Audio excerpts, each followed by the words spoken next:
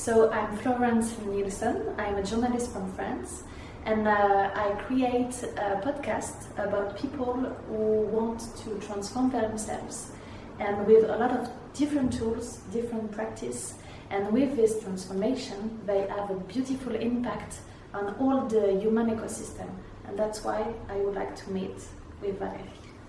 Thank you so much. So, Valerie, you are Valerie Kattenfeld. You are German, living in Buenos Aires. Austrian. Australian? Austria. Yeah, of course. Like, perfect. You are 38, and you are a teacher of Biotango. Could you explain to us what is biodanza and Biotango, and how is it possible to link the two practices, and why? Wow, that's a lot of questions in one. I know. Let me try to get this straight. So, Biotango is the application of biodanza to tango argentino. So first of all, I will talk a little bit about biodanza and then about Biotango. So biodanza is a form of dancing in a group that has been invented by Rolando Toro from Chile in the 1960s. And it's a beautiful way of meeting people, of moving together in a group. And in a biodanza class, we call it vivencia. It's a Spanish word. It's coming from vivencia, something like an experience, but like an intense experience, where the dance is not just like copying some kind of figures or steps, but all the dances are coming from the emotion, from really feeling, connecting with life, and have meaning in the movement. And in such a vivencia, you go like on a journey of self-discovery.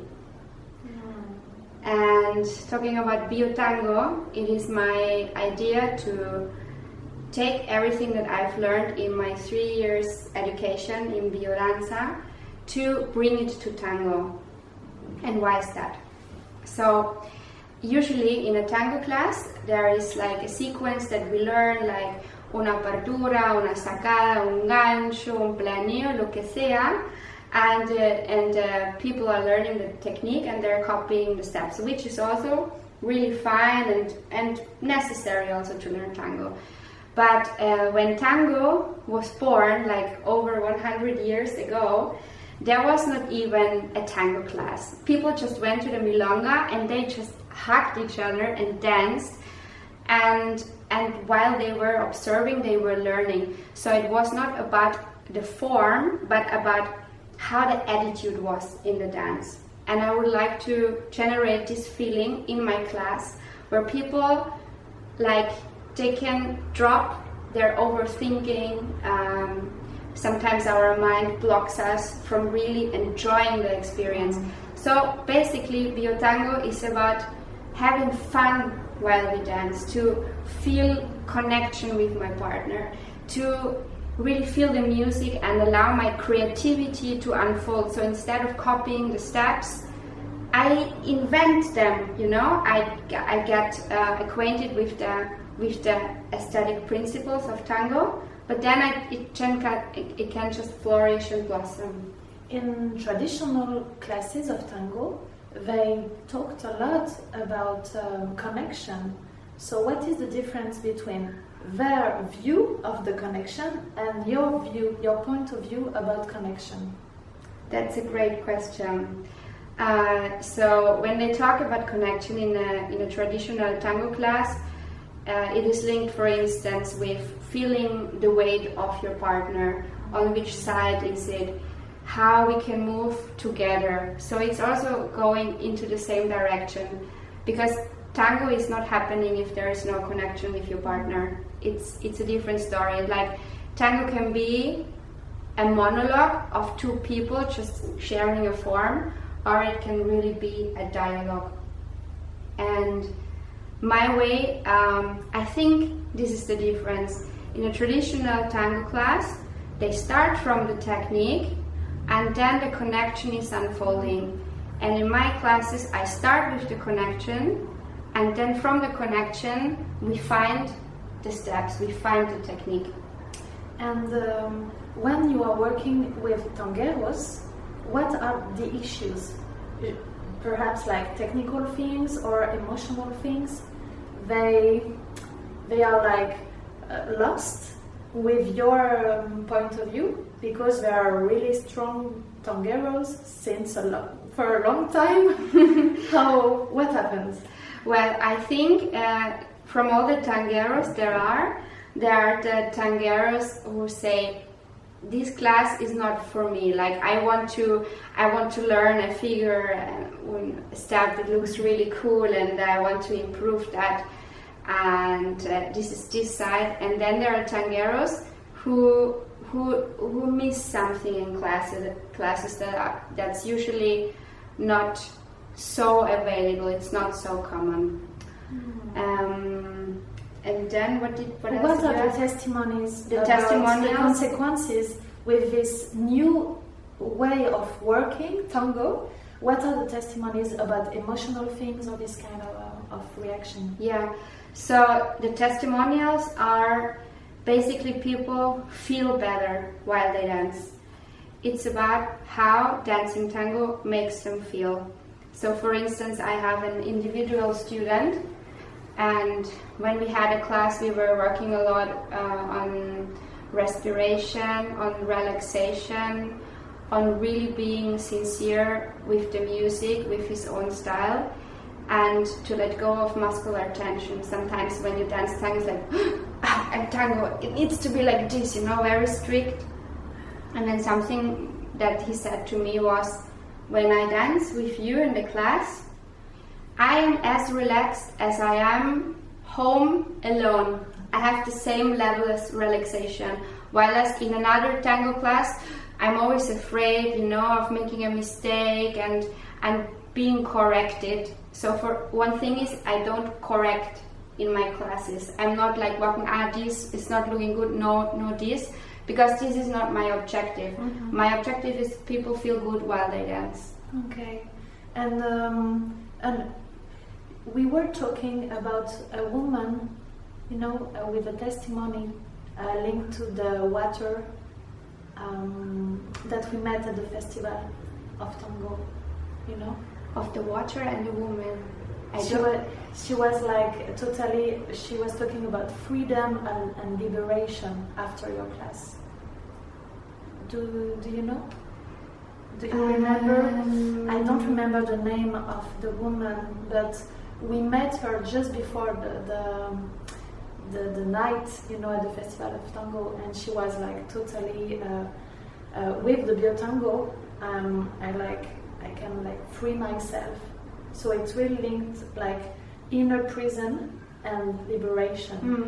And also the inner openness to connect with someone. So to give you an example, at the Biotango class at Electro Tango Festival, there was a lady from Germany, and when the people arrived to the class, I'm very free, I like to hug people and to give them a kiss. And when I approached her, she was like, sorry, I'm not this kind of person, so she was just from more distance.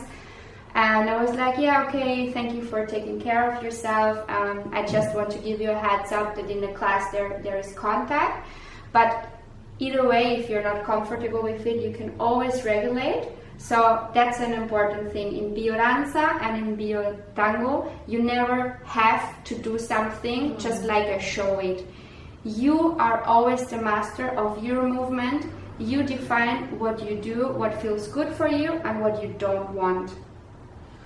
And okay, so she was like that in the beginning, and then during the class there was a moment where people were hugging each other with closed eyes, which was quite an emotional part. And then the exercise ended and the music ended, so we were letting go, and she was just staying in the hug and staying and smiling and enjoying, and I was like, wow, she changed. Yeah, transformation and relief. Okay. What are the values linked to the practice? Great question. I love your questions.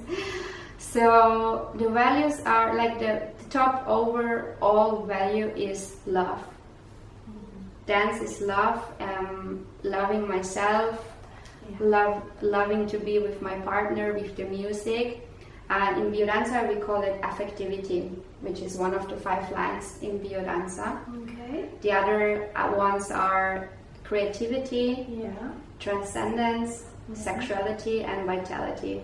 So I'm bringing all of this into tango, and talking about values that I want to transmit with my work are confidence, trust, empathy, and authenticity. Amazing. Okay. And that's a very interesting way to improve all the values, not only in the mind, but really in the body, and to put limits. It's me, it's not me. It will be perhaps me one day, but not for the moment. And sometimes in one night, it's possible to change totally, like metamorphosis. Yeah, there is an amazing dance teacher who works with community dance. His name is Royster Muldoon, and he has the famous phrase, "You can change your life in a dance class." So something can happen in a dance class, and that you feel like, wow, I can change this in my life. And we just had a situation now in Entre Minas Tango Festival, where I gave a class in La Nacional. We were working with una oposición rítmica, so we were having like the hands, if you would help me for a moment, against each other, and like one person is walking to the front and the other to the back, and then you would put a limit, and then you would send me to the back. And something that happens in tango, sometimes people lose their axis and they go like back, and it's important, to stay in your axis, to be who you are, to incorporate your values, and just stop in the tango and in life. And then after the class we had champagne with the girls, we were talking, and she was like, I can't believe it, because I was just talking about this with my girls today, this difficulty of putting limits to other people, and now it just came also in the class. So we can really find ourselves linked due to the practice. Yeah, and often it's okay or not. And often while we dance, I feel the body is wisdom. There is so much wisdom in our cells, in our muscles, stories of our life, and they're like in the subconscious.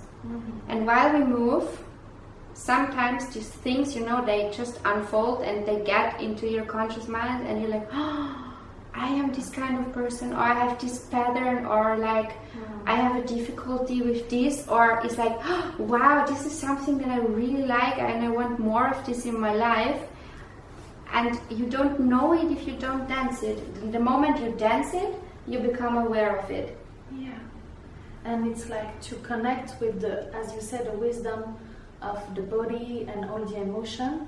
So with the emotion, how do you deal with it when, for example, one person has like a real big emotion, very complicated, like a lot of sadness or a lot of anger? How do you deal with it as facilitator? In the beginning of the class, I always say that emotions are welcome. This is a safe space where we don't judge each other, where we trust each other, and everything that happens during the dance is welcome. And however you come to the class, if you come happy, if you come sad, if you come angry, just bring it to the dance. As long as you don't hurt someone or have like a negative impact on someone, I will not interfere. And I feel like what happens a lot, especially in biodanza, is that the group like holds each other and supports each other. And when tears come, they can come and they go, and there's contact and there's caretaking. I did not ever experience it that somebody was having such a tough experience that they needed to step out or something. But something, of course, that is possible is also to come to help, to put a hand on the body and just breathe and just give presence to the person. Just, I'm here with you, just breathe it, just feel it, and it will flow through you like an emotion. Okay. And then also after the class, if somebody like needs a hug and somebody needs to talk, this is why also the work of a biodanza facilitator is not just 2 hours per week, but we are in contact, people can call me, so I'm just present. And there is nobody in Buenos Aires who is practicing this kind of link between dance and no therapy, but like presence practice. Yes, absolutely. There are a lot of people. So this is biodanza. So what I'm doing, like Biotango is a niche, combining biodanza with tango, but the biodanza scene in Argentina and in Buenos Aires is huge. There are a lot of facilitators in all the different districts of the city, in Córdoba, in Bariloche, in Santa Fe, in San Rafael, in Mar del Plata, in La Plata. You can just Google biodanza and the location. I've just been to a trip to Bariloche where I gave a TED talk about biodanza, and they just opened a school in Bariloche with a really wonderful director, Arique Espriafico, and he's just a genius, and the people are so vital. I was like, yeah, there's biodanza now in Bariloche, and everybody's so excited. And also the biodanza facilitators, they're like a net, It's like, you do biodanza too, okay, I don't like you, or like I feel like competing with you. No, it's the contrary. Like, I know somebody who is living closer to your home, so I'll pass the contact, or we have a WhatsApp group, and it's like, I don't know which music to use for this exercise. Can someone help me? Yes, how about this one? So we are always like nourishing the tribe constantly. It's something I love. And not only in Argentina, in the whole world. Biodanza is in 54 countries over the whole planet. And it was all invented by one guy in the 1960s, who was even nominated for the Nobel Peace Prize. Okay. It's a shame he did not get it because he so deserves it. I agree.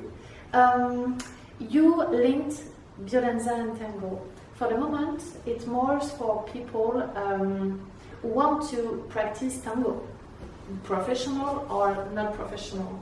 But after, would you like to introduce Biotango with other public, for example, children or prisoners, or in a social way?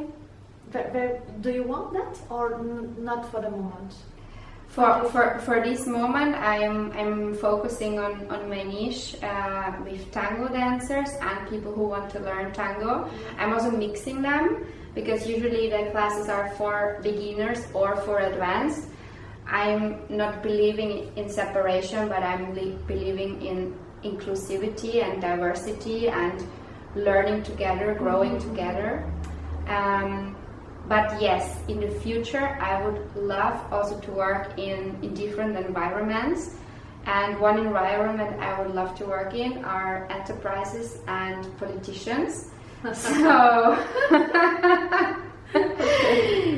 because I feel we are in a world that's very ego-oriented, and people just think about me, myself, and I, and me, and my goals, and what I want, and how can I take advantage of other people. So no, tango and biodanza are both dances where we hug. So the embrace is like the key of biodanza and tango.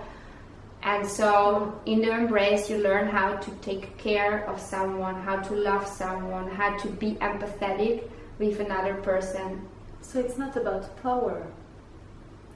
It's about be with the other person, but not about I'm taking the power or I let you the power. It's really like harmony. Yeah, it's harmony, it's sharing the dance, and this is so beautiful. Like this creation is like a co-creation. I think structures, like rigid structures like they are in enterprises, are very hierarchical. I don't know how to say this word in English. There's hierarchy, and I am the boss and I tell you what to do, but there is no flow, Beautiful things unfold when everybody has a word and everybody can contribute. and this is like opening the horizon of like, wow, if I'm, for instance, as a leader in an enterprise, as a leader in a tango, I'm receptive from what is coming from the other person. We are expanding, and it can only be a benefit. Agree. What were the triggers for you in your life to discover and practice biodanza? What were the triggers, like perhaps difficult things or beautiful things? What happened to show you the path of biodanza? So I always loved to dance. Already as a child, as a 4-year-old, I just put on the music in the living room. I was like, floating, enjoying the music. And I studied theater and contemporary dance. I was a contemporary dancer for a couple of years, working as a choreographer also, and went to Impulse Dance Festival many times. I was dancing in 2 different dance companies on the stage with Klangkörper and the other one, Klaus, right? Oh my god, so long ago. Hello, if you're listening. But somehow there was always something missing. Like, for me, there was like missing the message in the dance, you know? I really love to play and to invent, and we did crazy performances in public space and, you know, like being a little bit of a dance rebellion. But for me, it was like, where do I want to go with the dance? You know, there was something missing, like a purpose or sensation, a feeling. And I've never heard of biodanza in all those years. Nobody even mentioned it to me. It just did not arrive to my horizon of things there are in the world. So then I traveled. We talked about traveling before, now off the record. And when I was traveling to India, I went to a Tantra festival. And on this Tantra festival, I had my very first biodanza class. And it was interesting because I had a flu in this moment, pre-pandemic times, just the flu. Nobody freaked out. So my nose was just running and I was tired. But I saw, you know, biodanza written in the program and I was like, what is this biodanza? I have no idea, I'm curious, you know. And then I went to the class and I was like, wow, what an energy, what a connection, expressivity, como creation, wow. And then I was running out, like drinking tea, blowing my nose and going back in. And really enjoyed it.